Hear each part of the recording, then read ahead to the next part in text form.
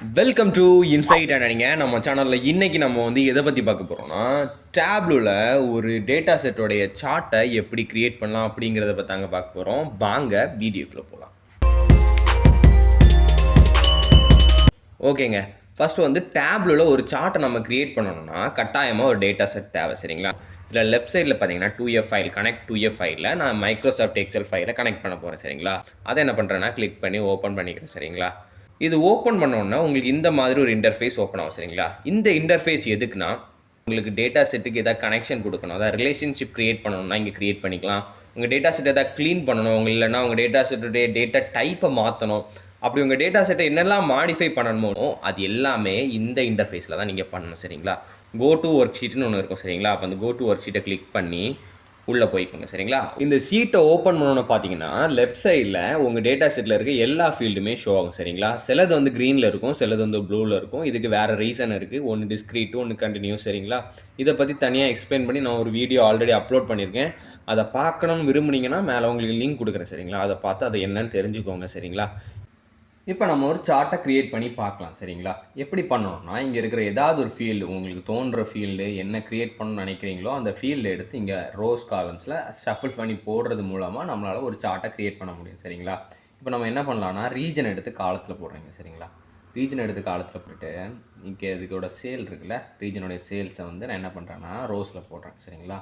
அப்படி போட்ட உடனே என்ன நடக்குதுன்னு பார்த்தீங்கன்னா ஆட்டோமேட்டிக்காக ஒரு காலம் சார்ட் க்ரியேட் ஆகிடுச்சு இல்லையா? இப்போ வந்து நீங்கள் நினைக்கலாம், நான் ஏன் ரீஜன் எடுத்து காலத்தில் போட்டேன், சேல்ஸ் எடுத்து ரோவில் போட்டேன்னு நினைக்கலாம். சரிங்களா? அது வேறு ஒன்றும் இல்லை. நீங்கள் சேல்ஸ் எடுத்து காலத்துலேயும் போடலாம், ரீஜன் எடுத்து ரோலையும் போடலாம். ஆனால் வந்து நீங்கள் அப்படி மாற்றி போட்டிங்கன்னா உங்களுக்கு அதுக்கு ஏற்றபடி உங்களுக்கு சார்ட் வந்து க்ரியேட் ஆகும். சரிங்களா? இப்போ என்ன பண்ண போகிறேன்னா சேல் எடுத்து இங்கே போடுறேங்க, ரீஜன் எடுத்து இங்கே போடுறேன். சரிங்களா? இப்போ என்ன ஆயிருக்குன்னு பாருங்களேன். நான் வந்து சம் ஆஃப் சேல்ஸ் எடுத்து இங்கே போட்ட உடனே காலம் சார்ட்டாக இருந்தது என்ன ஆயிருக்குன்னா பார் சார்ட்டாக மாறிடுச்சு இல்லையா? காலம் சார்ட்டாக இருந்தது பார் சார்ட்டாக மாறிடுச்சு இல்லையா?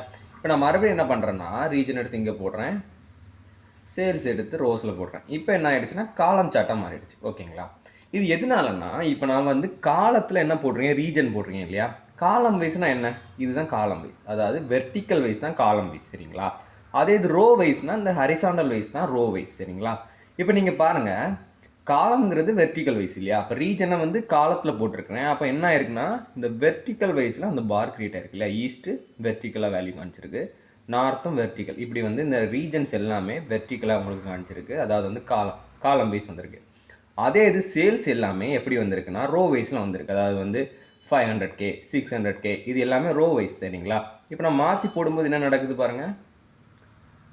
இப்போ நான் வந்து ரீஜன் எடுத்து ரோவில் போட்டேன், சேல்ஸ் எடுத்து மறுபடியும் காலத்தில் போடுறோன்னா இப்போ வந்து நம்மளுடைய ரீஜன் வந்து ரோவில் இருக்கிறதுனால ரீஜன் ரோ வைஸ் வந்துடுச்சு. பார்த்தீங்களா? ஈஸ்ட் வந்து ரோவில் வந்திருக்கு, சவுத் வந்து ரோவில் வந்திருக்கு.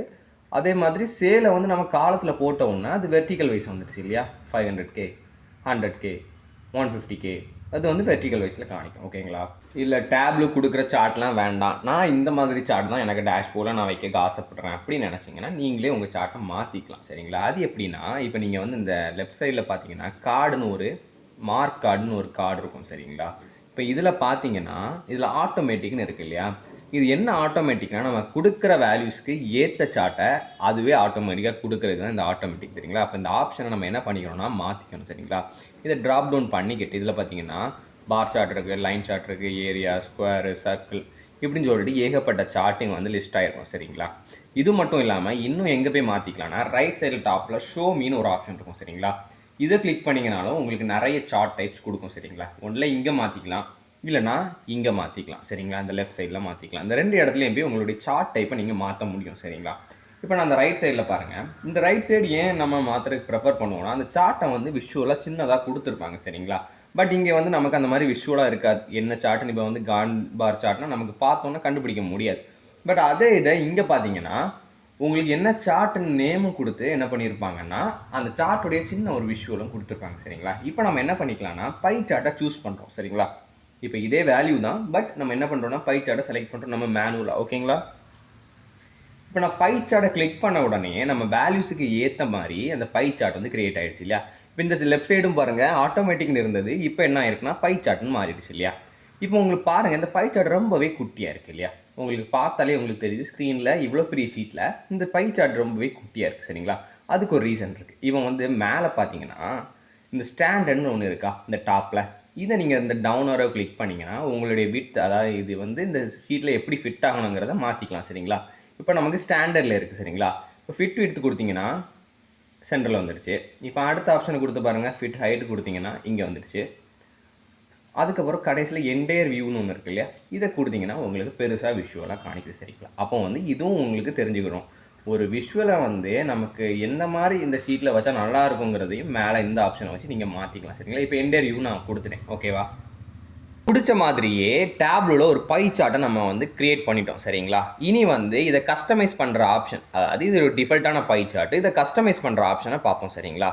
இப்போ வந்து நான் வந்து இந்த கஸ்டமைஸ் ஆப்ஷன் எல்லாத்தையுமே ஒரு காலம் சார்ட்டை வச்சு சொல்லித்தரேன் சரிங்களா. ஏன்னா பை சார்ட்டில் அந்த கஸ்டமைஸ் ஆப்ஷனில் சொல்லித்தரலாம், பட் சின்ன பிகினர்ஸுக்கு சின்ன ஒரு கன்ஃபியூஷன் ஏற்படலாம் சரிங்களா. அதனால் காலம் சார்ட்லேயே சொல்லித்தரேன் சரிங்களா. இப்போ நம்ம என்ன பண்ண போகிறோம்னா ஒரு காலம் சார்ட்டாக மாற்ற போகிறோம் சரிங்களா. அப்போ அதுக்கு என்ன பண்ண போகிறோம்னா இந்த ஷோமியில் காலம் சார்ட்டை கிளிக் பண்ண போகிறேன். இப்போ காலம் சார்ட்டை மாறிடுச்சு, சின்ன ரீஜன்ஸ் இதை வந்து எடுத்து போட்டுறேன், ஓகேங்களா. இப்போ வந்து சிம்பிளான ஒரு காலம் சார்ட்டை நம்ம என்ன பண்ணுறோம்னா க்ரியேட் பண்ணுறோம். இப்போ இந்த காலம் சார்ட்டை நல்லா பார்த்துக்கோங்க. இந்த காலம் சார்ட் நம்ம வந்து டிஃபால்ட்டான ஒரு காலம் சார்ட் சரிங்களா. இதை நம்ம எப்படி கஸ்டமைஸ் பண்ணிக்கலாம்னா லெஃப்ட் சைடில் இந்த மார்க்னு ஒரு கார்டு இருக்கும் சரிங்களா. இந்த மார்க் கார்டு எதுக்கு கொடுத்துருக்காங்கன்னா இந்த சார்ட்டை, அதாவது நம்ம க்ரியேட் பண்ணக்கூடிய சார்ட்டை கஸ்டமைஸ் பண்ணுறதுக்கான ஆப்ஷன் தான் இந்த மார்க் கார்டு சரிங்களா. இதில் வந்து ஒவ்வொரு ஆப்ஷனாக வந்து பார்த்துக்கலாம் சரிங்களா. இப்போ வந்து பார்த்தீங்கன்னா நார்மலான ஒரு இதில் இருக்குது இல்லையா. இப்போ வந்து ஃபஸ்ட்டு ஆப்ஷன் என்ன கொடுத்துருக்காங்கன்னா கலர்னு கொடுத்துருக்காங்களா. இப்போ இந்த கலர் நம்ம என்ன பண்ண போகிறோம்னா இதில் ரீஜன், ஆல்ரெடி நம்ம ரீஜன் உள்ளே கொடுத்துருக்குறோம், பட் இந்த ரீஜன் எடுத்து ஜஸ்ட் கலரில் போடும்போது என்ன ஆகுதுன்னு பாருங்கள். ரீஜனை ட்ராக் பண்ணி கலர் ஆப்ஷனில் போடுறேன். என்ன ஆகுதுன்னு பார்த்தீங்கன்னா நம்மளுக்கு இருக்கிற சேல்ஸ் எல்லாமே டிஃப்ரென்ஷியேட் பண்ணி காணிக்குது சரிங்களா. ரீஜன் எடுத்து கலரில் போட்டதுனால ஒவ்வொரு ரீஜனையும் ஒவ்வொரு கலர் கொடுத்து அந்த சார்ட் காணிக்கும் சரிங்களா. ஃபஸ்ட் ஆப்ஷன் புரிஞ்சிருக்கும் இல்லையா. அடுத்த சைஸ் ஆப்ஷன். இப்போ இந்த சைஸ் ஆப்ஷனில் நம்மளால் ரீஜனாக போட முடியாது, சைஸுங்கிறது ஒரு வேல்யூ சரிங்களா. இப்போ சைஸில் நீங்கள் எப்போவுமே வேல்யூவை தான் போடணும் சரிங்களா. இப்போ இதில் ரீஜனும் சேல்ஸில் எது வேல்யூ, சேல்ஸ் தானே வேல்யூ. இப்போ சேல்ஸ் எடுத்து இந்த சைஸில் போட போகிறேன். அப்போ என்ன ஆகுதுன்னு பாருங்கள், இந்த சைஸ் வந்து சின்னதாக டிஃப்ரென்ஸ் ஆகுதுனதை பார்த்துருப்பீங்க இல்லையா. இப்போ இது என்ன டிஃப்ரென்ஸ்னால் சேல்ஸ் கூடனது வந்து சைஸ் பெருசாக இருக்கும். இப்போ வந்து ஈஸ்ட்டில் தான் சேல்ஸ் கூடுதல் இல்லையா, அது சைஸ் கொஞ்சம் பெருசாக இருக்குது.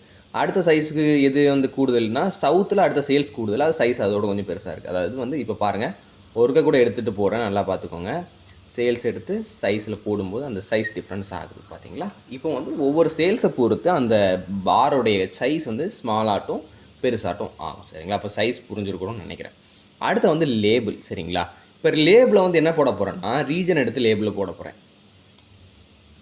ரீஜன் எடுத்து லேபிளில் போட்டோன்னே டாப்பில், அதாவது இந்த பாரோடைய டாப்பில் நமக்கு ஈஸ்ட்னு வந்து லேபிள், ரீஜன் தான் லேபிளில் போட போகிறோம். அப்போ அந்த ரீஜனுங்கிறது லேபிளாட்டு மேலே வந்துடுச்சு இல்லையா. ஒவ்வொரு பாருக்கு மேலேயும் அது சவுத் பார்னால் சவுத்துன்னு மேலே லேபிள் ஆகிடுச்சு இல்லையா. அப்போ அந்த லேபிள் ஆப்ஷன் இதுக்கு தான் சரிங்களா. ஓகேங்க, இப்போ நான் வந்து இந்த 3 ஆப்ஷனுமே உங்களுக்கு புரிஞ்சிருக்கும்னு நினைக்கிறேன் சரிங்களா. இந்த வீடியோவில் இந்த 3 ஆப்ஷன் மட்டும்தான் சரிங்களா. இன்னும் 2 ஆப்ஷன்லாம் இருக்குது, டீட்டெயில் ஆப்ஷன், டூலிப். இன்னும் இன்ட்ரெஸ்டிங்கான விஷயம் இந்த சார்ட் க்ரியேஷனில் இருக்குது சரிங்களா. இந்த விஷயங்கள்லாம் உங்களுக்கு இன்னும் தெரியணும்னா கட்டாயமாக எனக்கு வந்து பார்ட் 2ன்னு கமெண்ட் பண்ணுங்கள் சரிங்களா. அது மட்டும் இல்லாமல் நான் இப்போ சொல்லி தந்த இந்த 3 ஆப்ஷனும் இல்லைனா சார்ட் க்ரியேட் பண்ணுறதுலையோ ஏதாவது டவுட் இருந்ததுன்னா கட்டாயமாக கமெண்டில் கேளுங்க. ஓகேங்க, இந்த வீடியோ உங்களுக்கு பிடிச்சிருந்ததுன்னா கட்டாயமாக சப்ஸ்கிரைப் பண்ணுங்கள், லைக் பண்ணுங்கள், உங்கள் ஃப்ரெண்ட்ஸுக்கு ஷேர் பண்ணி விடுங்க.